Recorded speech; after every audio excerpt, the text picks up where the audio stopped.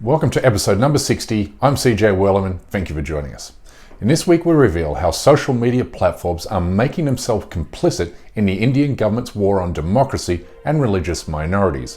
But first, a quick reminder to click on the subscribe button below so you never miss a single episode. Now, let's get into it.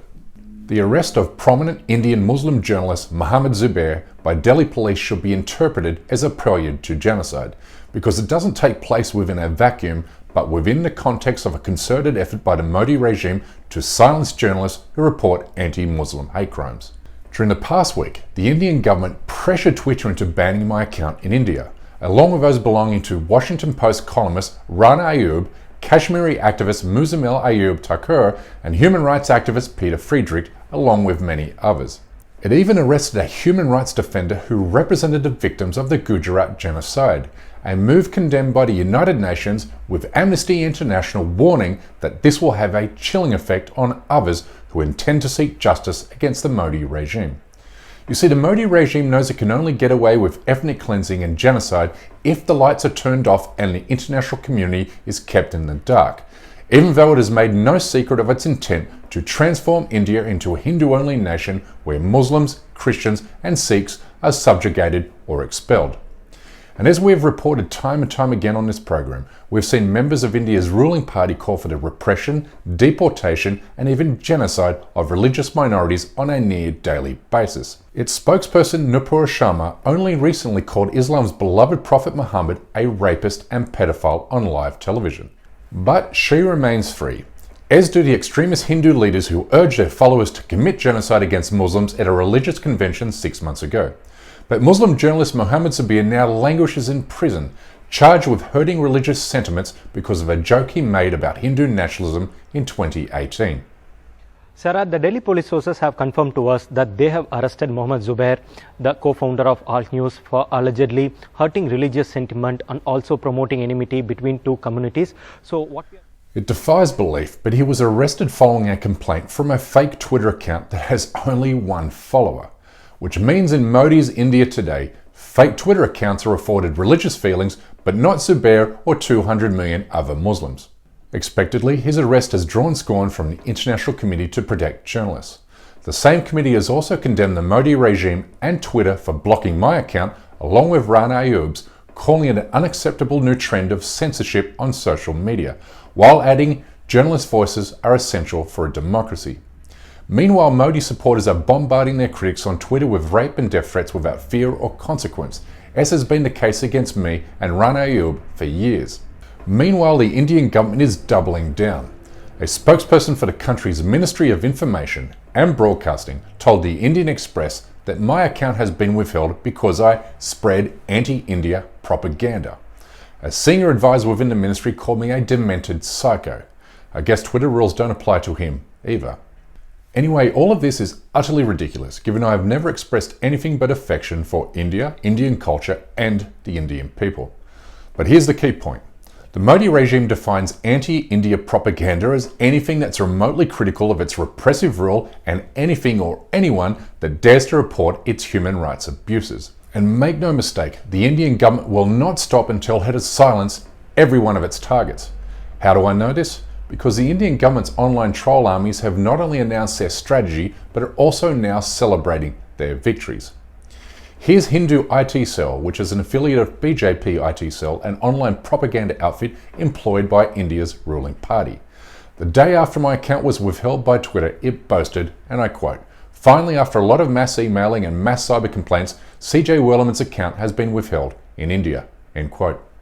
This is outrageous. Twitter, a US-based company, has withheld my account because of a pressure campaign waged by the same India-based groups and individuals that human rights experts hold responsible for the year-on-year upward surge in anti-Muslim violence. This should send a chill down the spine of every journalist and activist, because if Twitter continues banning those who report state-sanctioned violence to appease anti-democratic states, then hate crimes, genocide and ethnic cleansing will be hidden completely from view, which is exactly what the Indian government is trying to do here. And you can be sure that many other anti-Hindutva journalists, activists and academics will be next, including Caleb Badoon, Audrey Trushka, Ashok Swain, the Indian Muslim American Council, along with independent Indian news outlets such as Maktub Media, Clarion, and Two Circles. The Modi regime has already begun removing accounts on Twitter and YouTube that belong to prominent Sikh and Punjabi personalities, all because they criticised Modi or supported the farmers' protest movement. But shame on these social media companies for helping the Modi regime turn out the lights in India. Shame on them for helping the Indian government conceal this undeniable truth, that BJP has become the sole arbiter of hate in India. In fact, a recent study found that BJP is responsible for more than 95% of all hate speeches in the country since Modi came to power in 2014, and a tenfold increase during the same period. This is deeply disturbing because from hate speech comes acts of hate violence, which explains why Modi's second term has not only delivered unthinkable levels of violence against Muslims, but also against Christians, who experienced a record 486 attacks at the hands of Hindu extremists during the past year. These are the crimes, among others, that the Modi regime wants to hide from the rest of the world, and it's doing this by cracking down on journalists. It's not for nothing that India now ranks 150 in the world for press freedoms. But Twitter, Facebook, and YouTube should know this. It's hard to imagine US-based social media giants are completely unaware that Indian journalists, protesters, and human rights defenders have been the primary targets of harassment, intimidation, and even violence by the Indian government, given the US government recently condemned it for such. Social media companies must know that the Modi regime recently filed terrorism charges against several journalists, including me, under a draconian colonial-era law for reporting attacks against Muslims in the state of Tripura last year, prompting the Committee to Protect Journalists and Reporters Without Borders to condemn Indian authorities. Social media companies must also know that Amnesty International ended its operations in India in 2020 due to a continuing crackdown and harassment by the government of Prime Minister Narendra Modi, which laid bogus charges against the respected human rights group. Human rights organization Amnesty International says it is halting its work in India due to reprisals from the government.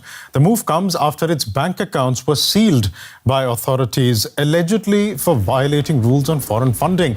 The organization has been investigated in the past as well over sources of its finances. It has been under fire recently for criticizing government policy in Kashmir and for alleging police in the capital Delhi had committed human rights violations during riots that happened in February. Social media companies must also know the Indian government has criminalized journalism in occupied Kashmir, having recently shut down the Kashmir Press Club while arresting prominent Kashmiri journalists, including Fahad Shah. I'm not even sure if devastated would actually summarize what we are feeling right now. It is suffocating, to say at least. It is very suffocating. His absence has impacted all of us. So there is always a danger of getting arrested. There is always a threat of being targeted. At the end of the day, it's our choice. We have chosen this field of journalism to put things on right perspective, and along with that, the danger.